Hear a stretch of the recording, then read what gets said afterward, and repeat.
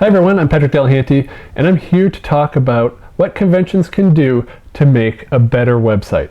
First of all, have a website. A Facebook page is just not adequate these days. I've seen a lot of conventions do this. They'll just have Facebook and not do a website, or even if they have a website, they won't put anything on it. And you're just shooting yourselves in the foot, because a website gives people a place to go to find all the information in one place. If you've made guest announcements, Facebook's not going to show them to everybody because of their stupid algorithms. And if you've made a lot of announcements, if you've made a lot of posts, all your guest announcements get pushed down the page and nobody's ever going to see them. If you have a website, you can say, here's all our guests, and you just have a page, lists all the guests, their bios, photos, everything. And it really helps get that information out there. And it's not just for guests, for registration information. Somebody wants to know how to register for your convention, they can search through your Facebook page or your event listing, or they can go to your website. It's got all the information about what they would pay in advance, links to Eventbrite or Growtix or whatever, and where they can register in advance, and then you can post information on the ticket prices at the door. Also, you want to give directions, so you can put that up on your website. You want to have the location so people can find where to get to you. And so there's tons of stuff to put on a website. Use it, because Facebook, their stupid algorithms, does not show all the posts to everybody, and it makes it really hard to find information that might have been posted a while back. When it's the day before your con, make it easy for people to find this information. Don't make them have to search through Facebook. Facebook pages are still worth having, because it gets the information out there on a site where people are looking.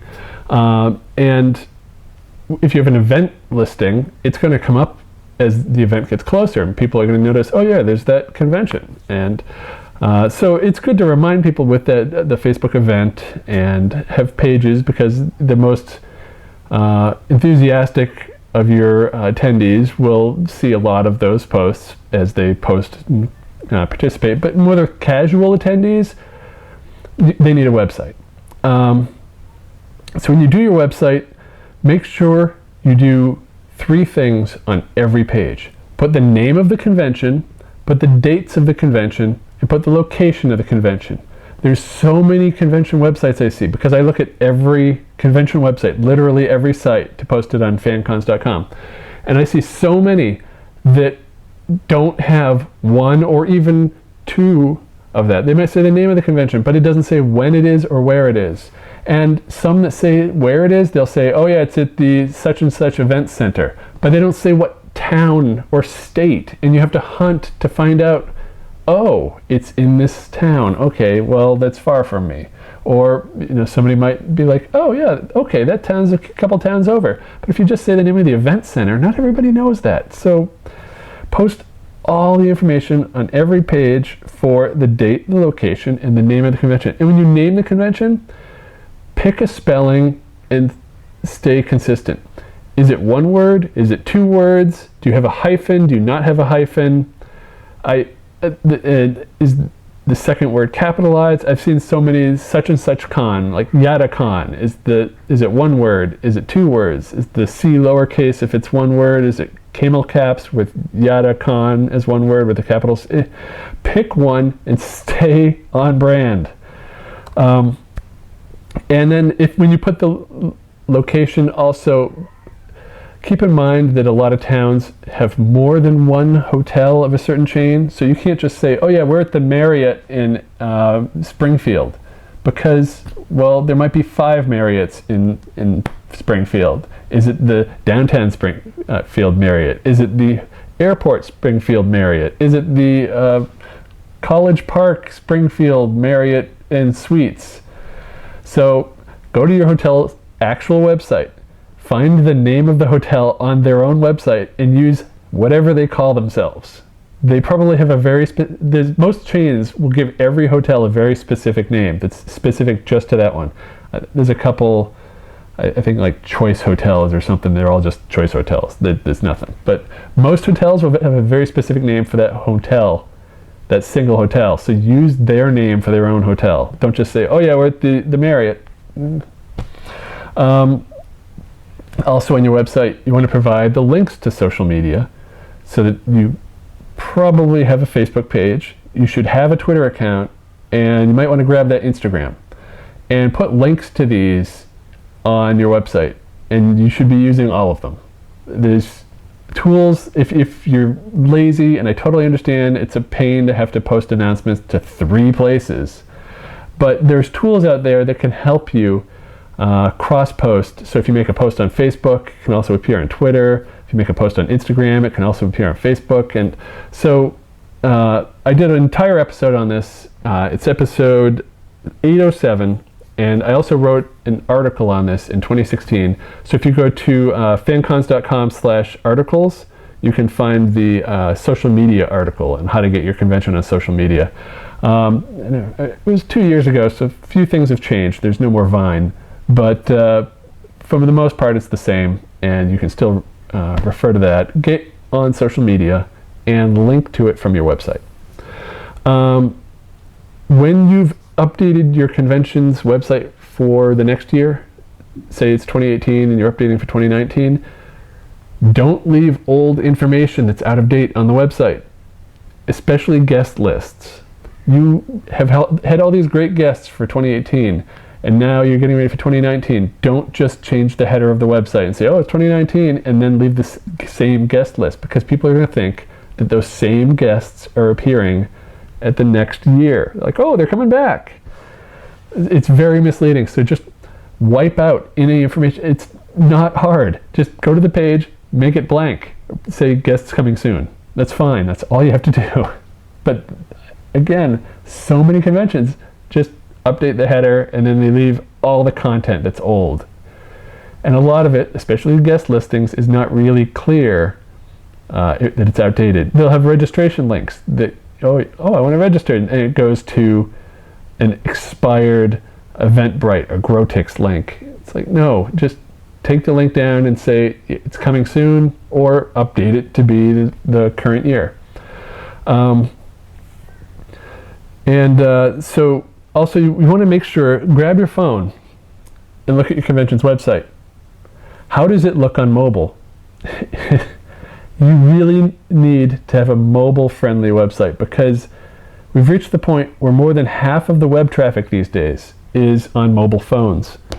That means most people are looking at your convention's website on their phone, especially if they're looking at it during your convention, if they want to see the schedule or read a guest bio.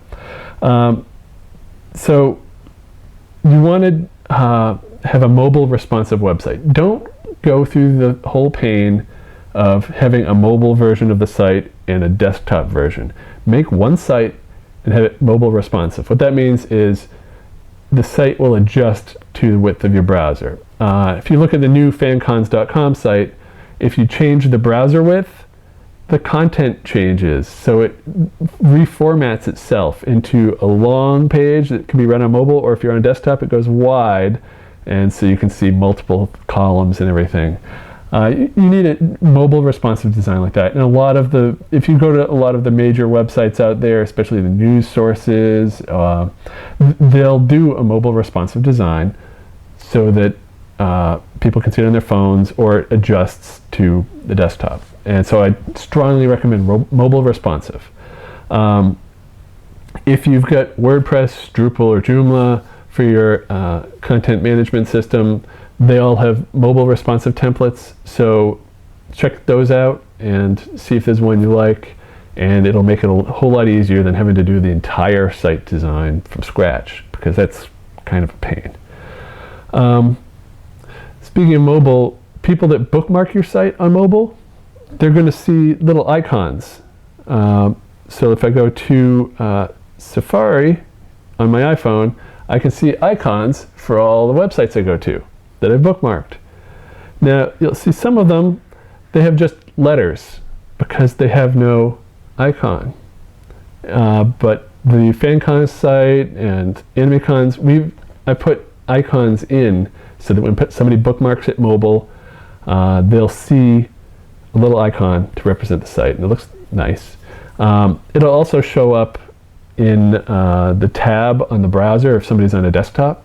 And if they bookmark it, it'll be there in the bookmarks. You can do this easily. There's a site, realfaveicongenerator.net, and I'm going to put all the links to all sorts of stuff in the show notes, so check that out. But it's a really handy tool. You upload your image and it will make all the different icons you need, and it'll even give you the code to put in the header of your website so that you can have these icons when somebody bookmarks it. If they just visit the site, it'll show in the tab, and so it's really handy. And starting our command, realfaveicongenerator.net. Speaking of WordPress, if you're using that, please go to the permalink settings. It's /wp-admin/options-permalink.php. Again, there'll be a link. Well, there can't be a link to your site, but there'll be a note in the show notes. Change the setting from the default. The default is somebody goes to your website, so it'll be like yadacon.com/p=123. That's a terrible URL. Don't do that. What you need to do is change it to literally any of the other options. They're better. Have it reflect the actual content of the page. So if it's the registration page, they don't want to go to yadacon.com/p1234. They want to go to yadacon.com/registration. Make these URLs human readable. Please, enough of these numbers. It's one setting. Why would you leave that as the default? That's a terrible option. Why even is that the default? Anyway, change it, please. If you use WordPress, and I can tell all the sites using WordPress because they'll leave it like this. I'm like, oh. So yeah, please change this for me, please. So next, I want to cover security. Really, you need to secure your website.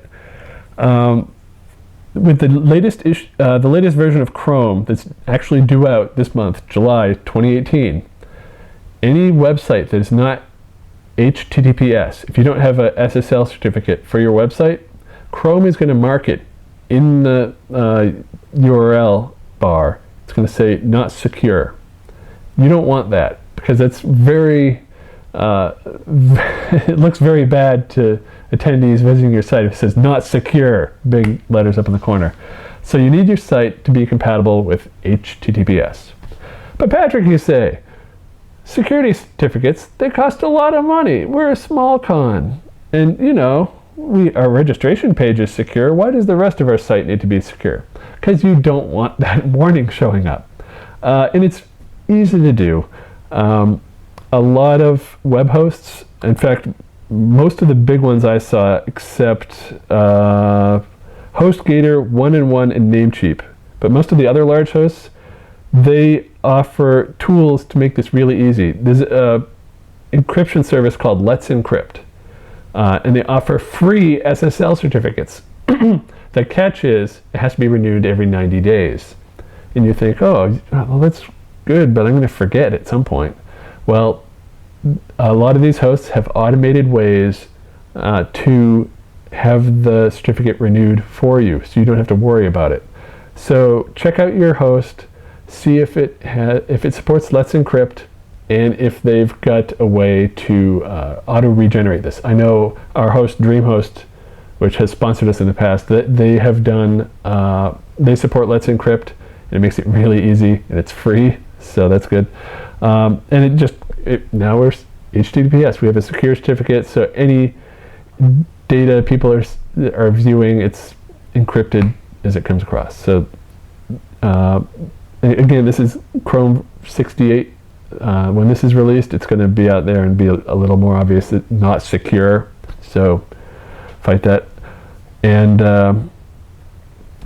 also Google, when it indexes websites, it really likes to see secure sites, and so I think it weights those a little higher. So if you want better SEO, make your site secure. Next, I want to cover something that is making a lot of conventions violate the law. You need a privacy policy. Seriously, people. It's 2018. It's time you had a privacy policy.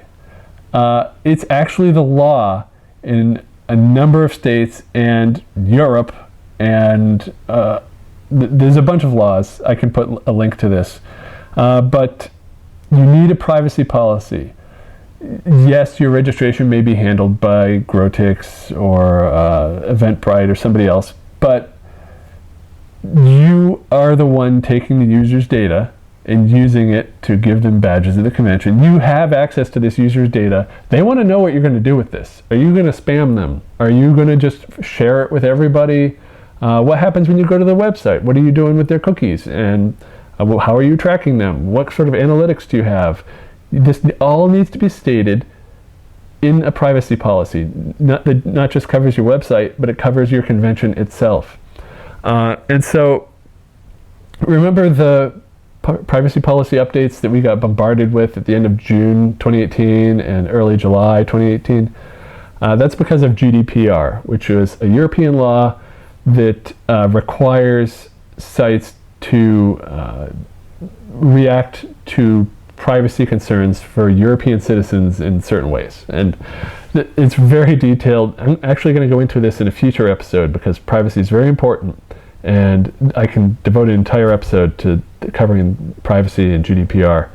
But Patrick, you say, we're just in, nowhere town, USA. We don't get people from Europe. Why do we need to worry about GDPR? Well, it's not just European residents, it's European citizens. And if you're more than a few hundred attendees, chances are somebody that's coming to your convention is a European citizen, which means they have rights that need to be covered under your privacy policy. It's a pain, I know, but it's best to just do it and get out of the way.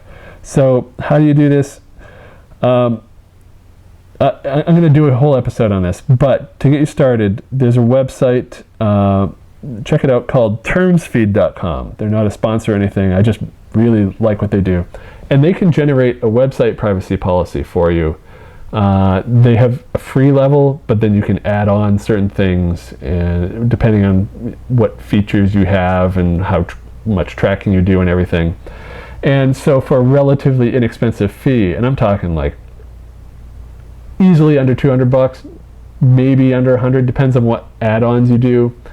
You can do their free version, but it's really not adequate, so you're gonna have to pay them something. But it's totally worth it because they handle all the legal mumbo jumbo for you, and all you have to do is fill out the form, say yes we do that, no we don't do that, and they just boom, they generate your privacy policy for your website. So go to termsfeed.com and do that for your website. Post a link at the bottom of your page, and you're covered for your website. They even handle GDPR, so you can get that out of the way. Also, when you're doing a website, you want to cover, you want to know who's coming to it and how much they're doing, what pages they're viewing. So sign up for Google Analytics, and then you can see all the insights into who's viewing your site, when they're viewing it, what pages. It's a free tool, and it's a great tool. It gives you so much information, so it's definitely worth having on any website you work on. You also want to sign up to Google Webmaster Tools. It's a tool that provides insight into how Google has indexed your website. And so you can see if there's any problems. You can see what pages they've covered and how you're showing up in search results. And but yeah, I love it because it tells me if there's any problems it finds with my site. It says, there's an indexing problem, and it emails me, and I can address it right away instead of not even noticing for weeks. So yeah, Google Webmaster Tools and Google Analytics, sign up for those, put them on your website. It's free and easy. And lastly, once you've done all this, have used Google Webmaster Tools and reindex your site, but also see how your website looks when you Google it. Google your convention, Google some other phrases people might use when searching your convention, such as comic conventions in Nebraska, or maybe you would come up under anime conventions in New Jersey or something, and see what pages come up for your site, see how it looks, see where you're ranked, and then just search for your convention name outright. Hopefully you didn't name your convention something that was used before. Like how many ChibiCons were out there? You're never going to come up in that result. But if your top results lead to outdated data, you got to take that data down. Don't have outdated guest lists coming up for the top search result or something. Or make sure that you have current news that's coming up and not some news article from 2003. So yeah, just Google your own convention and see how it looks and see what you can do to address that. And so I hope that addresses any concerns about a website. We've covered privacy policy, we've covered social media and SEO, and it's just the start. I could talk more on this, but I hope that gets you started. If you have any questions, you can email us at podcast@animecons.tv. And you can also call our voicemail line at 762-ADEQUATE. That's 762-233-7828. Let me know if you have any questions, and I'd be happy to answer them. And as I said, I'm going to address privacy policies in a future episode because, wow, there's so much stuff to cover there. And it's very important. And let's see if I can get a privacy expert on too. So, till next time, I'm Patrick Delahanty. And don't forget to subscribe to our YouTube channel. And find us on iTunes and Facebook and all that places. But until next time, see ya. Bye.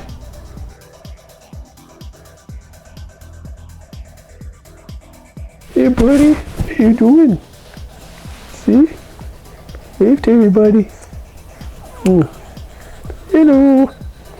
Hello. He's so sweet.